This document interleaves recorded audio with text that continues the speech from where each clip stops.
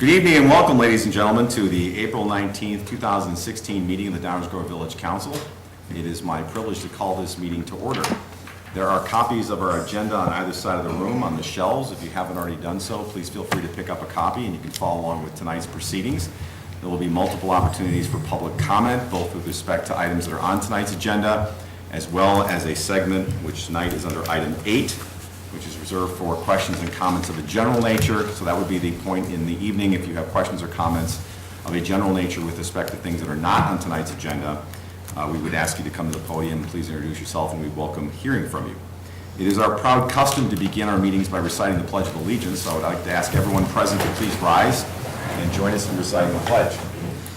I pledge allegiance to the flag of the United States of America and to the republic for which it stands, one nation, under God, indivisible, with liberty and justice for all.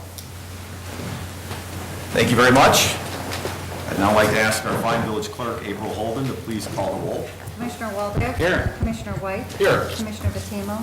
Here. Commissioner Jose. Here. Commissioner Olson. Here. Commissioner Barnett. Here. Mayor Tully. Here. Thank you. That brings us to item 6, which pertains to our approval of minutes from prior council meetings. We have one set of minutes to review and approve tonight. Is there a motion with respect to the minutes from our April 12, 2016 meeting? Mayor Tully, I move to approve the April 12, 2016 minutes as presented. I second the motion to approve the minutes. Any heated discussion? Needed. Hearing none, all those in favor? Aye. Any opposed? Those minutes are approved without controversy. That brings us to item 7, which is reserved for proclamations, and we do have one significant proclamation tonight. Of course, anyone who notices the logo and the flag of the Village of Downers Grove cannot mistake the giant tree in the forefront, as well as the other trees that are reflected. And of course, we've been very proud to be a tree city for many years. And therefore, it would be remiss of us not to read a proclamation in honor of Arbor Day, which is upcoming next week. So without further ado, whereas the last Friday in April has been designated as Arbor Day to encourage the planting of trees and their protection from insects and diseases that destroy their beauty and usefulness. And whereas trees add much to our community by providing beauty, helping reduce heating and cooling bills, increasing property values, enhancing the economic vitality of business areas, and improving the quality of life for years to come.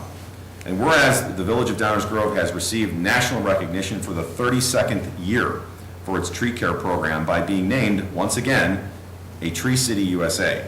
Now, therefore, I, Martin T. Tully, Mayor of the Village of Downers Grove, do hereby proclaim Friday, April 29, 2016, to be Arbor Day in the Village of Downers Grove and urge all residents to care for and appreciate their trees. And of course, they also suck up a lot of stormwater, and we like that as well. And I was going to present this to our Director of Public Works, who has the responsibility, or falls under the responsibility, the maintenance of our tree canopy in the public areas. So, Nan, if you would please come up. You have your speech prepared?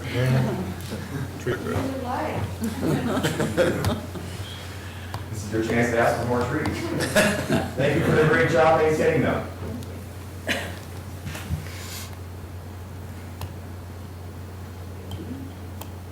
Thank you.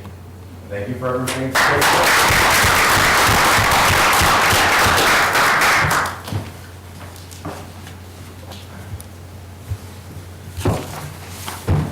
Commissioner Jose is going to go home and plant 2 in his yard as soon as he gets there. I'm going to need a little more yard, Mayor. This might be a good time to promote our community tree sale, given that. I'll look the other way while you do that. Does anyone have details specifically on that, Nan? I'm going to suggest that maybe we come back and do that during our reports. Sure, I don't have the details on me, but I think that's something we should Sure. actively promote. That'll give you 25 minutes to get to the council member reports. You can look it up. Somebody will look it up. Very good. That moves us to item 8, which is, as mentioned before, reserved for public comments of a general nature. If at this time any members of the audience have any questions or comments of a general nature they would like to share with the village council, we would invite you to please come to the podium, introduce yourself, and we would welcome hearing from you.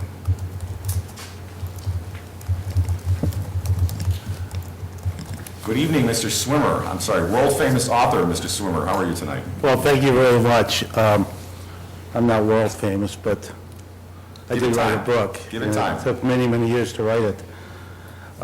First of all, I'd like to thank the council members for serving on the council. I mean, it's basically a volunteer job, and I know you give a lot of your time and a lot of your effort, and I appreciate it. So I've been coming to the council off and on for maybe 20 years, and I've been talking about railroads, railroad safety, railroad collisions, and things we could do to improve safety, not only in Downers Grove, but along the Burlington Northern Santa Fe tracks, throughout the Chicago area metro, and nationally. I'd kind of just like to give you kind of a quick rundown, a chronological rundown of a time sequence of what's taken place. In 1994, the DuPage Railroad Safety Council was formed, and I became one of the first members of the council. I won't go into my personal reasons why I joined the council. At the time, I didn't know anything about railroading or railroad safety. I knew when the gates went down, you should expect a train. That's the only thing I knew about railroading. Shortly after the council was formed, we had committees and a subcommittee, and I was on a subcommittee to investigate accidents. I was actually really the only person on the committee. I had never investigated an accident before. My name got in the local paper. We had a press release. My name got in the local paper. I received a call. I had an office on Washington Street. I'm an accountant. My address is 4905 Main Street. Right now, going back in time. So I received a call from someone that wanted me to investigate an accident that took place at Fairview Avenue. So he was working for an attorney. He came into my office. I had never met the man before. He had worked for a railroad previously. And he had a film of this accident, a horrific accident where a number of people were, there was a train stopped, a westbound train stopped at Fairview Avenue. It wasn't blocking the crosswalk. A number of people crossed in front of it. A lady and a man crossed.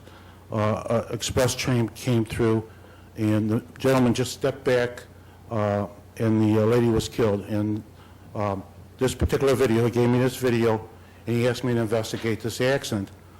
Well, one of the DuPage Railroad Safety Council meetings, a locomotive engineer had told me that at all of the metro lines, on all of the metro lines except the Burlington Northern line, there's something called a holdout rule, where if there's a commuter train in the station that's letting off passengers or receiving passengers, or just exiting the station, trains that would normally pass through the station have to hold out. They could only go through the station under very strict safety protocols. That did not exist on the Burlington Northern Santa Fe line. Trains could just pass through the station at will, and they do. Constantly, there's trains, commuter trains in the station. They're either exiting the station, and either express trains, Metro Express trains come through, or freight trains come through. A lot of people have been killed. There was a person killed last Wednesday morning.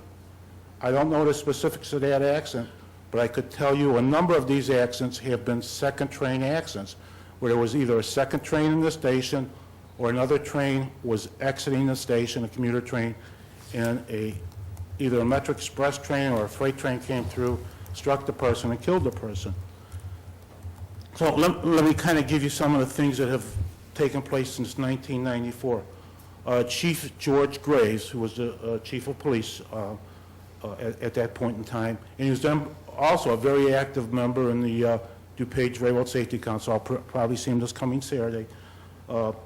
We had talked, and he started strict enforcement of the crossings in Downers Grove.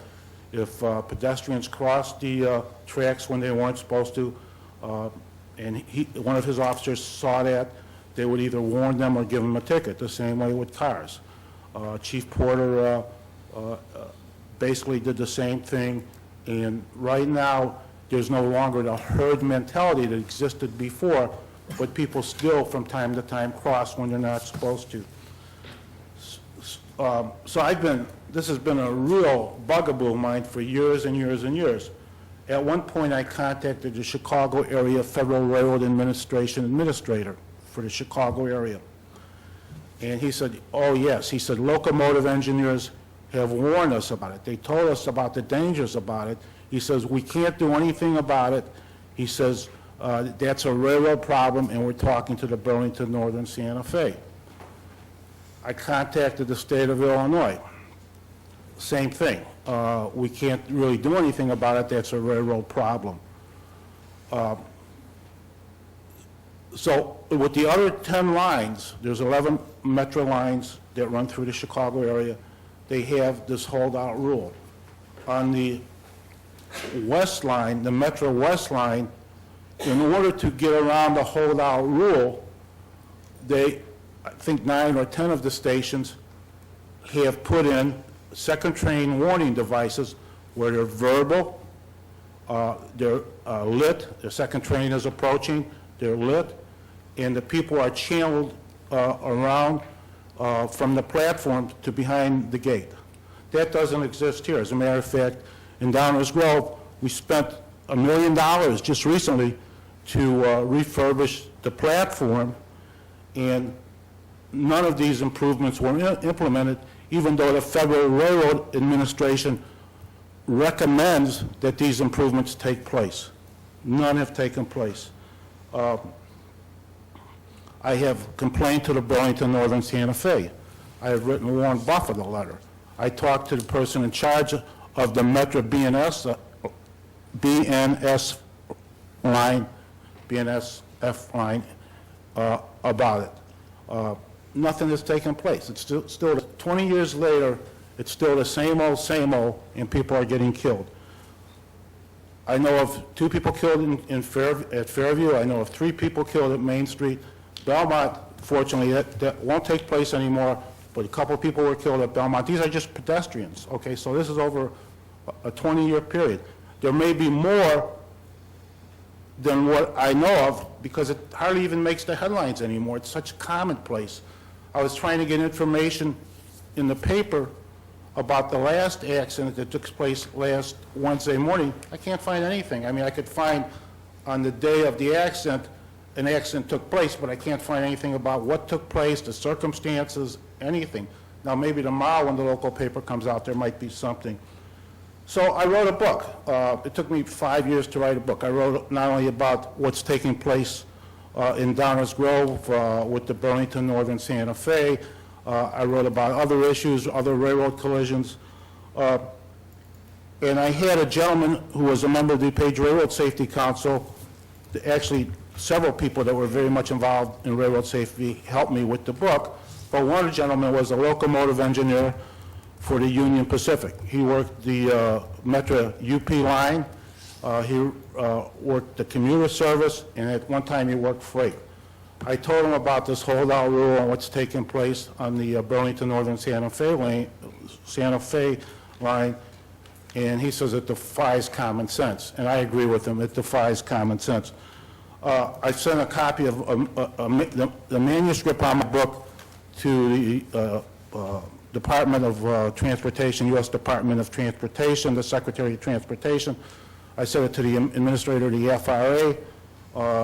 I didn't get anything back from the Secretary of Transportation, but I got something back from the administrator of the Federal Railroad Administration, and she says they're doing everything possible to keep abreast of safety, keep safety at its top level. That's absolute bullshit, okay? That's nonsense. That's not taking place, okay? Mr. Swimmer, I you don't have a apologize. 5-second delay. Okay, so Please. I apologize. I know you're very passionate I just about it. Please watch the get language. so wrapped up in this. Nobody's listening. I'm talking and nobody's listening and people are dying. So anyways, I have a copy of the book called Railroad Collisions, A Deadly Story of Mismanaged Risk. I want to present a copy to the council. Maybe council members might read it. It'll give them some insight as to railroading in the Chicagoland area and nationally. There's a copy in circulation at the Downers Grove Library, and again, I apologize for my profanity. Well, Notwithstanding, thank you for your comments, and thank you for the copy of the book. I mentioned privately to you that Mr. Schwimmer's book has actually received some acclaim from independent sources, so it's obviously a good piece of work. Well, thank you for sharing that with us. Other questions or comments from members of the audience with respect to matters of a general nature? Seeing that there are none, we'll move to item 9, which is our consent agenda. Do I have a motion to approve the consent agenda as presented? Mayor Tully, I move to approve the consent agenda as presented. I second the motion to approve the consent agenda. Are there any questions or comments from any members of the audience with respect to any of the items on tonight's consent agenda? Questions or comments from members of the village council? May I have a roll call, please? Commissioner Olson? Aye. Commissioner White? Aye. Commissioner Waldeck? Aye. Commissioner Fatimo? Aye. Commissioner Jose? Aye. Commissioner Barnett? Aye. Mayor Tully? Aye. Consent agenda passes unanimously. That brings us to item 10, which is our active agenda. We have 3 items on tonight's active agenda. First, do I have a motion to adopt an ordinance authorizing a special use for 4617 Roslyn Road to permit an extended family accessory housing unit? Mayor Tully, I move to adopt an ordinance authorizing a special use for 4617 Roslyn Road to permit an extended family accessory housing unit as presented. I second the motion to authorize the special use. Are there any questions or comments from any members of the audience with respect to this item? Questions or comments from members of the village council? May I have a roll call, please? Commissioner Olson? Aye. Commissioner White? Aye. Commissioner Waldeck? Aye. Commissioner Fatimo? Aye. Commissioner Jose? Aye. Commissioner Barnett? Aye. Mayor Tully? Aye. That matter passes unanimously. It brings us to item 10B as in boy. Do I have a motion to adopt an ordinance amending certain traffic and parking provisions? Mayor Tully, I move to adopt an ordinance amending certain traffic and parking provisions as presented. I second that motion. Are there any questions or comments on this item from members of the audience? Questions or comments from members of the village council? Hearing none, may I have a roll call, please? Commissioner Olson? Aye. Commissioner White? Aye. Commissioner Waldeck? Aye. Commissioner Fatimo? Aye. Commissioner Jose? Aye. Commissioner Barnett? Aye. Mayor Tully? Aye. That matter also passes unanimously and brings us to item 10C as in Charlie. Do I have a motion to adopt an ordinance amending ordinance number 5412 and the Village of Downers Grove budget for fiscal year 2015? Mayor Tully, I move to approve an ordinance providing for an amendment to ordinance number 5412 and the Village of Downers Grove budget for fiscal year 2015 as presented. I second this motion regarding the budget. Thank you. Questions or comments from members of the audience? Questions or comments from members of the village council? I'll just add that I appreciated the explanation that took place last week when this was a first reading item as to what the genesis was and the reasons for the amendment, and they're all good reasons. These are the kind of amendments we like to make. Roll call, please. Commissioner Olson? Aye. Commissioner White? Aye. Commissioner Waldeck? Aye. Commissioner Fatimo? Aye. Commissioner Jose? Aye. Commissioner Barnett? Aye. Mayor Tully? Aye. That matter also passes unanimously and brings us to the end of our active agenda. And we now turn to item 11, our first reading or our workshop agenda. This is a slightly different discussion than what we just went through. These items are being presented for discussion and consideration for the first time. There will be no action taken on them tonight. As is customary, we ask our village staff to present the items for questions and comments from all those in attendance. And usually we'll start with Mr. Fieldman, who will either entertain the item or tap someone who will. Mr. Fieldman, good evening. Good evening, Mayor. I will tap our Community Development Director, Stan Popovich, to present all 3 items on tonight's first reading agenda, all pertaining to a property on Rogers Street. Stan. Thank you. Then it is quite fortuitous that Mr. Popovich is standing at the podium. Good evening. Good evening, Mayor. Good evening, Council. I'll tag in if I can get the clicker here working. Okay. Switch gears and use the mouse.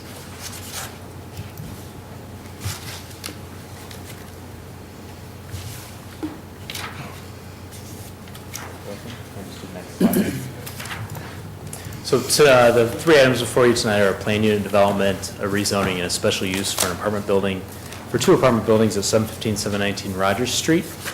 There are 3 items. The plan unit development is primarily for the 2 buildings on a single lot of record. The rezoning is required as part of the plan unit development designation, and the special uses for multifamily or apartment use, in this case, at this location. The next slide will show you the location of the site. If you hit the next button. Great. So there it is, right there at the corner of Prospect and Rogers Street. just a little bit west of downtown and just a little bit north of this building here at Village Hall. The property, as you can see in this aerial picture shown here in purple, consists of a one-story commercial building currently, and then it's undeveloped on the north side with access off of Prospect Street and a curb cut off of Rogers that doesn't go into the property. The petitioner is proposing to develop two 10-unit apartment buildings shown here in the perspective drawing that they prepared. So it's a 3-story building that includes 10 interior parking spaces in each of the buildings, and each building has 10 apartment units. If we look at the site plan, the site again is outlined here in pink purple. The buildings are shown and outlined in gray. The petitioner is making some improvements, quite a few improvements to the property and to the public right-of-way. Shown here in blue, there's improvements to the curb and to the gutter there on Rogers Street, which is on the top of the screen here, to close off the curb cut that doesn't access anything, and then to install curb and improve the parkway along Prospect Avenue on the east side of Prospect. Proposing to install one new sidewalk and then redo the sidewalk along Rogers as well. Then the access for each of the buildings is there's curb cuts off of Prospect. There's 10 parking spaces outside in the parking lot immediately south of each building, and then 10 parking spaces within the building itself for the residents. And then the stormwater, which is best management practices and water quality and volume control, is within a rain garden shown here in blue on the south side of the site. The petitioners really use the topography of the site, which is higher on Rogers and lower on the south side of the property to develop their property there, which is a really good design. This is the design of the building. This is the first floor showing the 10 interior parking spaces, then 2 apartments that would face north, and then floors 2 and 3 would have 4 units in each of the apartments on floors 2 and 3. In terms of how the proposal complies with the comprehensive plan calls for multifamily housing as a transitional land use. So this is a good transition from our downtown transition into the single family and then to the office and industrial uses to the east. Calls for housing diversity. This provides some housing diversity. Also calls for multifamily housing near downtown. So this does meet that. It's almost equidistant between the Fairview Station and the downtown as well. So it provides some transit-oriented type of development as well. With regard to requirements and standards to be met for these 3 things, planning and development in section 12.040, a rezoning in 12.030, and a special use in 12.050, as shown in staff's plan commission report, we believe all those standards have been met. The petitioners are here tonight. If you have any specific questions about the petition in front of you tonight, and if I can answer any questions, I'd be happy to do those at this time as well. Thank you. Very efficient presentation covering all 3 of them. We'll start with questions or comments from members of the Village Council. Questions or comments from members of the Village Council on this item? No questions or comments from the Village Council this time. Any questions or comments from members of the audience? No questions or comments from members of the audience. I'll just add that I agree that as proposed, this does fit with the criteria that you have up on the screen there, so I won't repeat it with respect to both the planning and development, the rezoning, and the special use request. And we are in fact very cognizant of the need to have more transit-oriented housing and make sure that we have housing that will attract the employees that we need to attract the types of corporate headquarters to our community. If there are no other questions or comments, Thank you, Mayor. That's it for the first reading. that brings us to the end of the first reading. Thank you. And that brings us to item 12. It's probably the easiest workshop you've ever been to. Brings us to item 12, the mayor's report. Somebody told me I ought to talk about our native tree and shrub sale, since we did honor Arbor Day earlier today. If you go to the village website, it's one of the lead stories, or you can find it on the main page, but it is under native tree and shrub sale.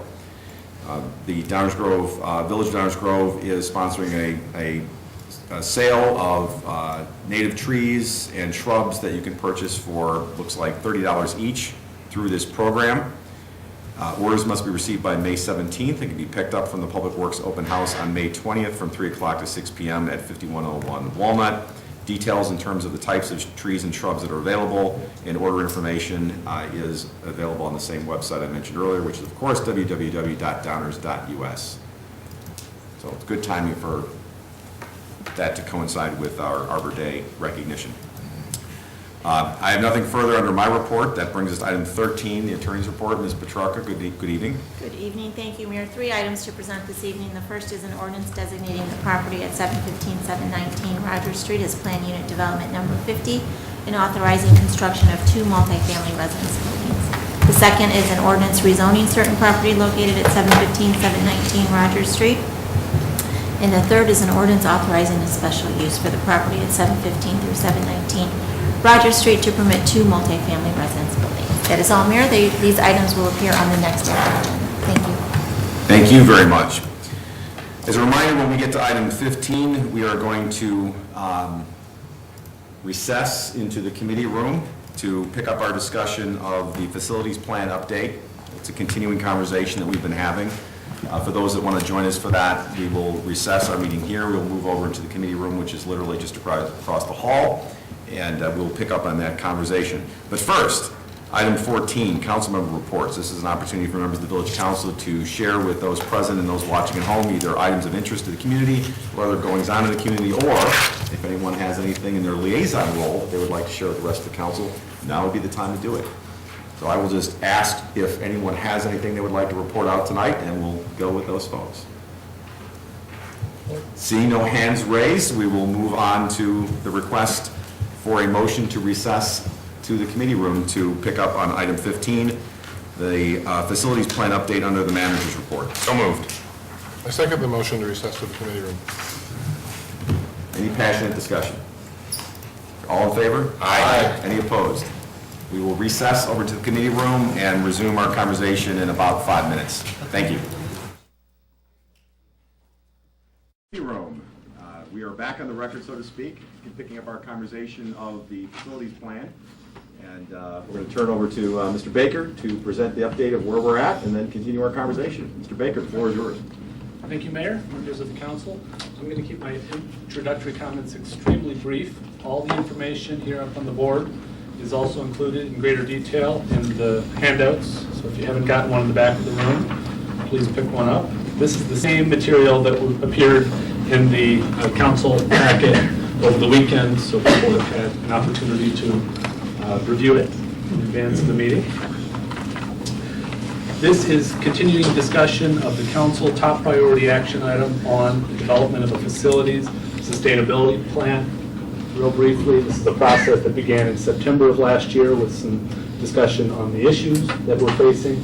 We moved into resource allocation discussion, and more recently have been focusing on options. The first meeting took place last month on options that the council and community may want to consider in terms of facility improvements. This meeting will continue that options discussion. What we heard quite clearly from the majority of the council last month was that the options should really focus heavily on addressing the needs of the police station and should remain entirely within the $16 million total project budget that was identified when we met to discuss resources back earlier in the process. So what you see here, presented as option 4 and option 5, are responding to those criteria and are presented in addition to the 3 options that were introduced at that meeting back in March. Again, very briefly, what option 4 would provide is an addition of approximately 13,200 square feet to the south side of the police station. Earlier options looked at additions to the east side. As we analyzed this option, it became clear that the south side addition would allow for some cost reduction, give us more flexibility around parking, and allow the dispatch center to remain in its current location. In addition to the addition, there would be interior renovation of the remainder, the current police station. And in terms of improvements to Village Hall, since most of the budget would be directed to the police station, we would recommend short-term maintenance that would improve the most urgently needed systems in Village Hall, allowing it to function for the next 5 to 7 years before we might incur more significant system maintenance. The price tag estimated at about $14.5 million. That's about a midpoint of the range for police.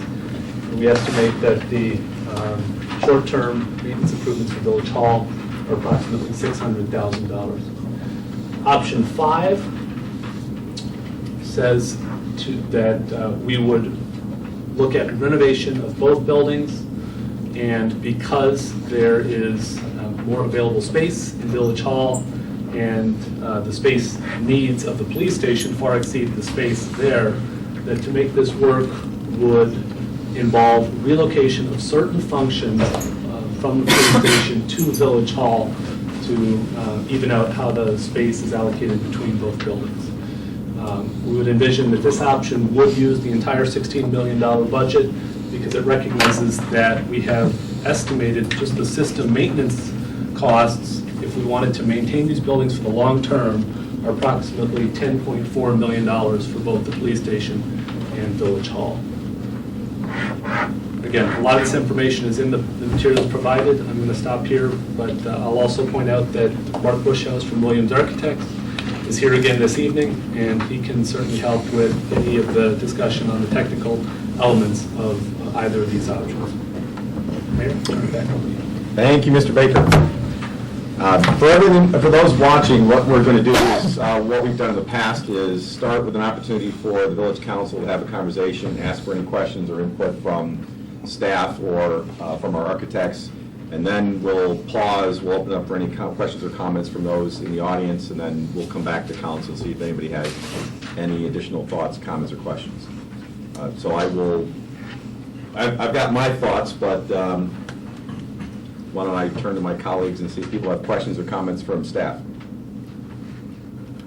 I have some comments. Comment away, please. So I did want to start by thanking Williams Architects and thanking the staff for submitting these two new options to staff. I think they more accurately reflect the direction that was given by the majority of council in the previous meetings. From my perspective, to respect the will of the voters expressed last year referendum, the council established a budget that a facility solution be funded within existing revenue sources, which is how we got to this resources constraint. So therefore, I'm pleased to see this option 4, which is the small addition and renovation of the police station along with maintenance of the Village Hall. The option, from my perspective, appears to reflect both the will of the voters and the council. It both respects the budget parameter and allows us not only to maintain our Village Hall and police station buildings, but also to make functional upgrades and improvements to support a 21st century police force in our current police station. So thus, at this time, my position is that staff should focus on further exploring this option 4. As we continue to develop and refine plans, I do want to encourage staff and the architects to be very mindful of cost. The ultimate facility solution should really focus on necessary maintenance and necessary operational improvements. And in my opinion, we should avoid including nice-to-have features. So I encourage staff and the architects to find ways to continue to cut costs and realize operational efficiencies. From my perspective, precarious financial condition of the state especially necessitates that we be ever mindful of ways that we can reduce costs and ultimately control the cost of government for the taxpayer. So that's one of my focuses, but I'm very pleased with what's come forward and look forward to further exploration of option 4. Thank you, Commissioner. Other comments, thoughts? I'll comment. Please, Commissioner Patino. I really like option 4. I'm glad it's within budget. I'm really happy that the police station is going to be renovated, added on to. I think it's really important. And, I just wanted to hear from the police officers. Are you happy with this? You've seen the plans. Do you think this is something that you can live with for 20 years? Is it what you want? Yes, we work closely with both Assistant Village Manager Mike Baker and Village Manager Fieldman, as well as the architect. 50% more space is a vast improvement, and as you can see, as Mike outlined, it addresses most of our operational deficiencies. So pretty excited. I think that's really important. I think it's important that it came in the budget. I think that it's important that it stays here in downtown Downers Grove. As David said, people really wanted the facilities to stay here. I think it's great that we can improve Village Hall at the same time. 10 years, 15 years, if we decide to build a new Village Hall, so be it. If we run into all kinds of money and we can do that, that's great. But, I think this is a great plan. It moves us forward. We're making progress. Police station has been, in such shambles for so long that this is great to see. So I'm very happy with this. Thank you, Commissioner. Commissioner Waldeck. Thank you. The residents made it pretty clear that the $46 to $52 million price tag was too high, but they also made it very clear that they wanted a great police department. They appreciate the services they get, and they want those services to continue, and we need to also plan for the future. Police stations now are going to, with technology and things are going to change over the years, and you need something that's going to address the future as well. So I think option 4 was good within the budget. It makes sense. As Commissioner Vitimo said, I'd like to make sure that our police department is happy with this plan, that they can perform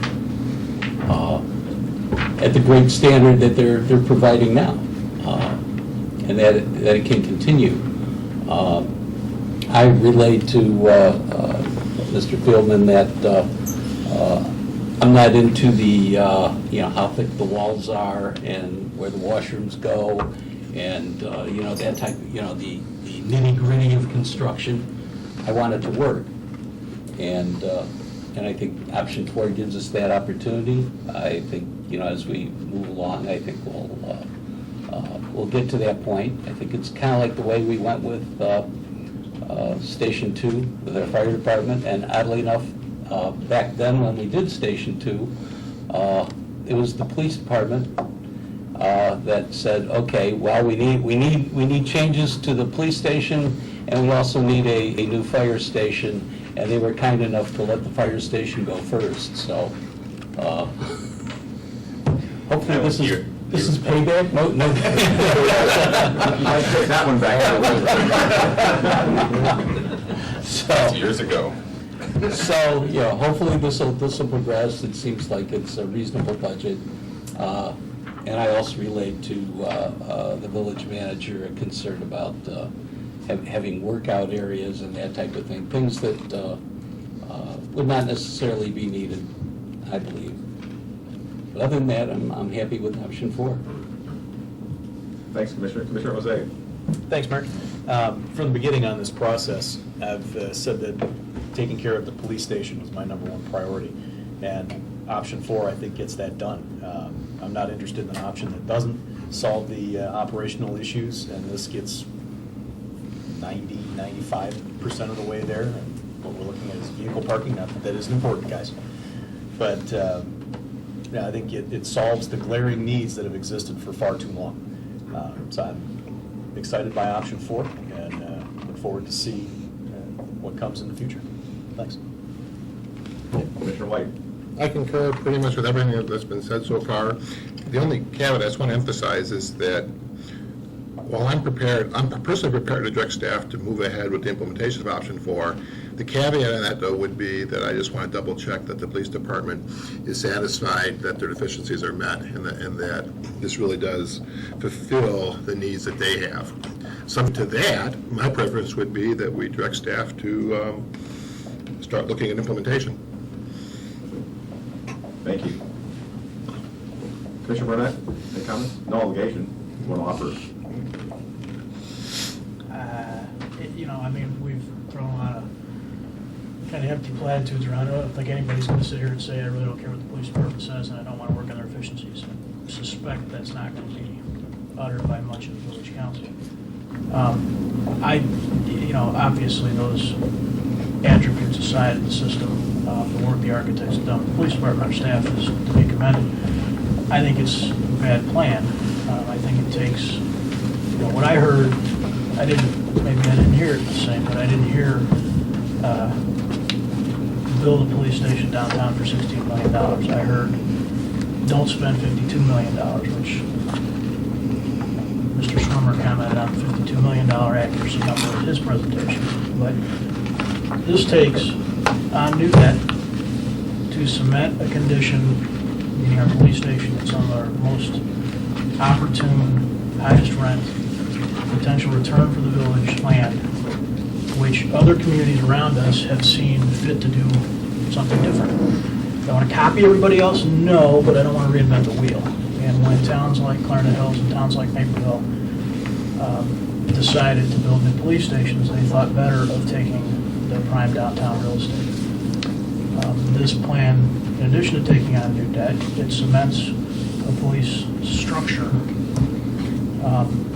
that it's going to be updated and added onto, and that's great, and I'm sure we'll do our best to plan for the future, but it's a retrofit. And a retrofit is what it is. Is it less complex? Yeah, it's got not less moving parts. I suppose it probably does. So does a rotary lawnmower. You don't necessarily get value just from less parts. I think this is a short-term, short-sighted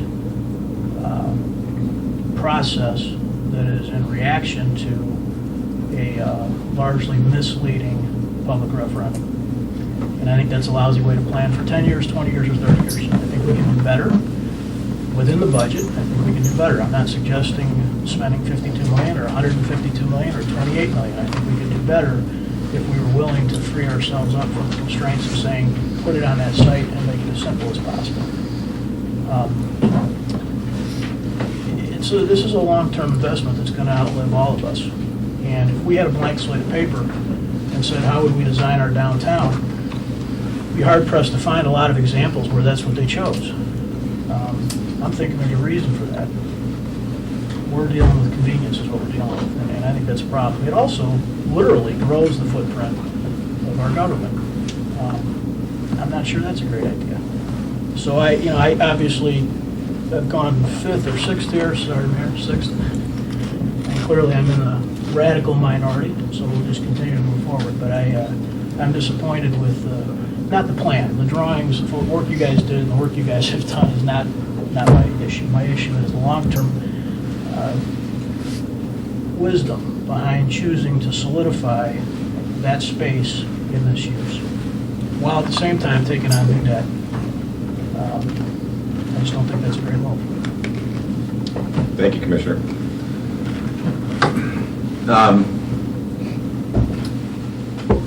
I've said this before, I think I'm the only person in this room, at least at this table, not in this room, who has been at this 3 times. And each time it's gotten derailed by something, and there's been different people around the table. And each time, there was at least one, if not 2.5, people didn't like the plan. Every plan that's been proposed for facilities has been a compromise. Change the names, change the faces, change the location. There's at least been 1 or 2 people that were violently opposed to what was on the table. But we move forward by consensus, and my real concern is that every time our fine men and women of the police department go forward and get, I think it's every 3 years, Chief, for CALEA certification. Every 3 years they go forward for CALEA certification. I've been honored enough to have been invited to the report out from the folks from CALEA who report out on the preliminary findings, and they rave about our police force and the fine men and women who are in it. But every single time, they take me aside and say, Mayor, you've got to do something about that police station. It's the only black mark and otherwise outstanding organization. And notwithstanding the facilities you guys have been shoehorned into, you still managed to be in the top 1% of the police force of the entire country. So kudos to you.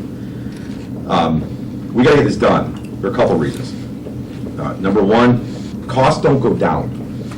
The longer we sit around and twiddle our thumbs with this, the more expensive it's going to get. And so all this talk about saving money is going to go right out the window.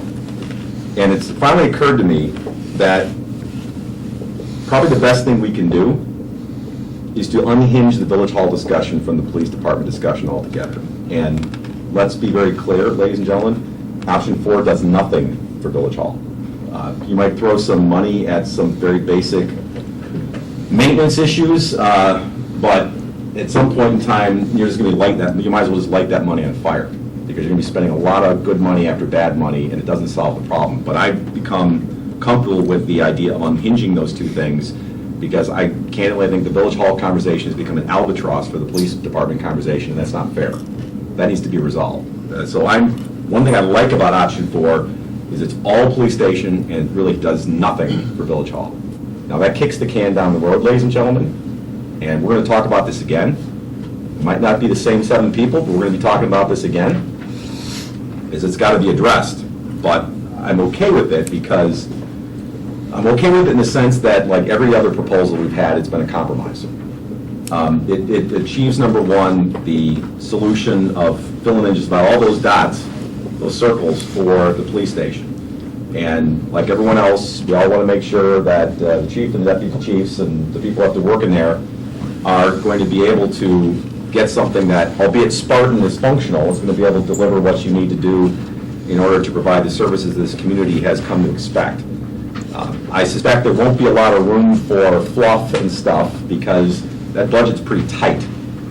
So I don't think there's going to be a whole lot of extra, and I think that what dollars there are going to be put towards, by necessity, the highest priority functions within the building. I'm confident of that. I want to commend this process, though, because whether you like the current proposal or not, it's one that really manifested itself as part of this conversation. This was not a proposal that was earlier considered, at least not that I can recall specifically. So this came about because of these conversations and prior conversations and input from the community. And the fact that we can get to something that solves the police station issue, we can move forward with the police station issue, resolve it before it gets more expensive, I think it's just something we have to do. And while I may have issues here and there, I'm sure everybody has issues here and there, I think this is a reasonable, cost-effective solution that is a result of some good discussions that came up with some new ideas that hadn't previously been considered. Fire Station 2, somebody mentioned Fire Station 2. I remember when we were having conversations about designing and building Fire Station number 2, and there were a number of firefighters who were in the room, and afterwards I turned to one of them and said, I can't remember who it was, I said, well, aren't you glad that the fire station's finally getting done after all these years of discussion? And the response back to me was, no, I'll believe it when I can sleep in it. So I suspect there are at least 3 people in this room that aren't going to believe any of this until they can actually sit down in it. And I just think we need to get this done. You can't really argue with this cost. You can argue with the location. Frankly, I was a big advocate of moving the police station somewhere else, but I heard a lot of people had different opinions. Heck, there were people on this council with the last plan that had differences of opinion on that point. There's differences of opinion in the community. Whether you think it's right or wrong, there is a large swatch of the community that believes that Village Hall and the police station ought to be centrally located. I don't particularly continue to be that sentimental about it, but I can't argue with people who feel otherwise. Again, that's a difference of opinion. So I'm fine with pursuing option 4. Obviously, we're going to do what we can to come in under budget. We do that with every single project that we undertake, so that goes without saying. Obviously, we want to make sure that it actually achieves the goals and objectives and functional requirements of our police force. That goes without saying. I have every confidence in the world, having been through this process with parking decks and with Fire Station 2 and with other projects, that we have the right people in this organization to make that happen. I'm not worried about that. But I'll go back to what I started with. This merely kicks Village Hall down the road.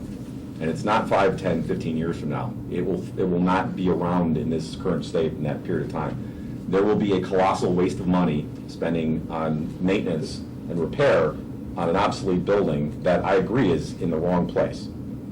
So the other thing I like about this, and I'm just going to warn everybody right now, is that option 4 leaves open far more creative solutions for the Village Hall conversation. And maybe if they're segregated, we can have that creative conversation about ways that don't incur a lot of new debt or cost to do something different with Village Hall and the space that perhaps if we did have a blank map of Downers Grove, things would have been laid out and done a little bit differently.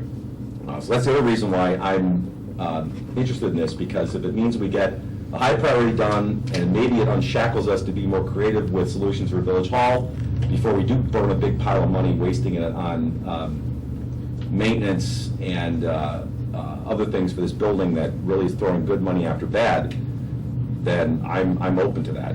And I also am love with the understanding that expanding the police station's footprint where it currently is will not unduly inhibit our ability to have creative options with respect to land development for where the fleet garage and where Village Hall currently reside.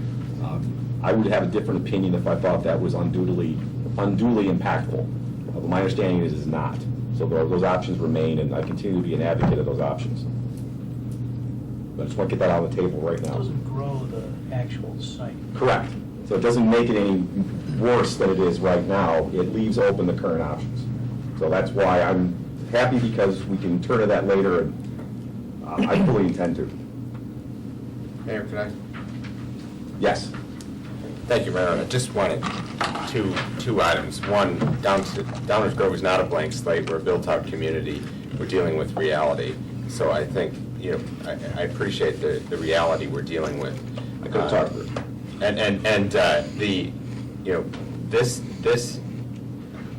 The ability to accomplish this much, both maintenance and operational, and with a focus on our police, is something I really appreciate. And I commended the work of staff and the work of our architect, but I also wanted to specifically commend Commissioner White and the work that he's done on this issue. I think, Commissioner White, you've been a very good thought leader in proposing new ideas and challenging both the council and our staff to think more creatively. And I just wanted to publicly say thank you for that, because I think that a lot of that creativity is what's allowed us to come to this solution where we're accomplishing so much, yet staying within that very limited budget that we can accomplish with this project.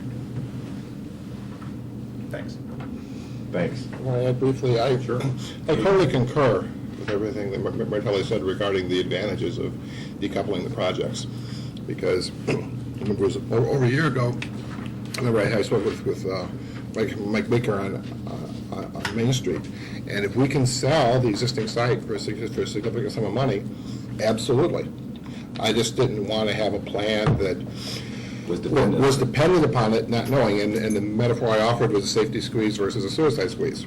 And that once you get the bid, if a condo or apartment developer comes in and makes a nice bid for this property, yes, absolutely, put that money on the table. I just didn't want us, to mix metaphors, go over the slope of the ski hill without that offer in hand.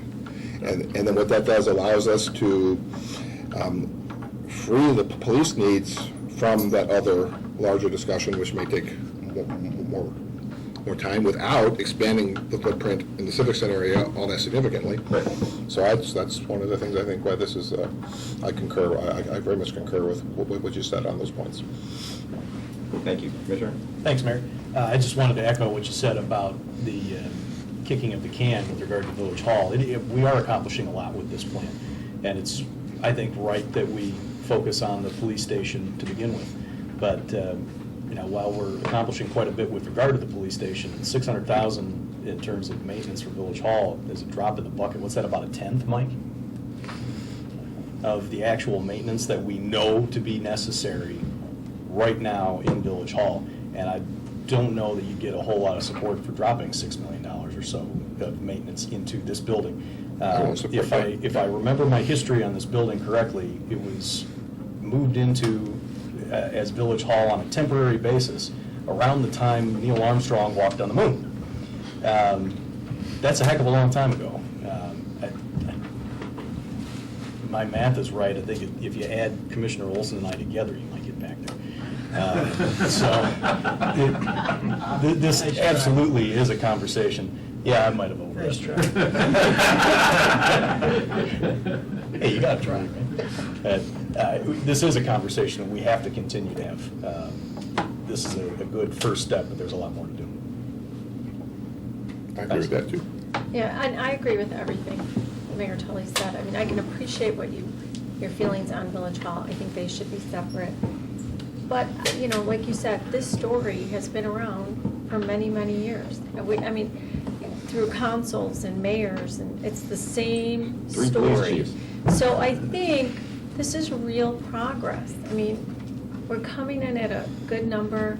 It's progress. You know, a police station needs to get redone.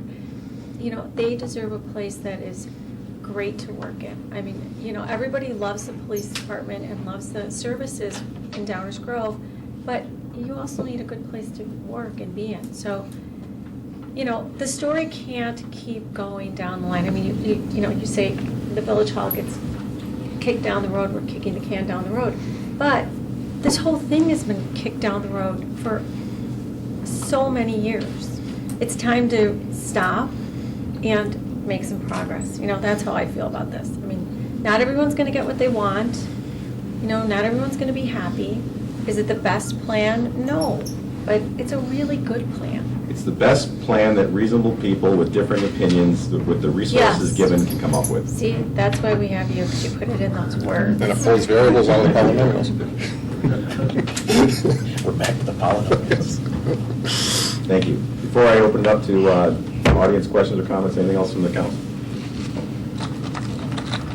With that, ladies and gentlemen of the audience, any questions or comments from any members of the audience?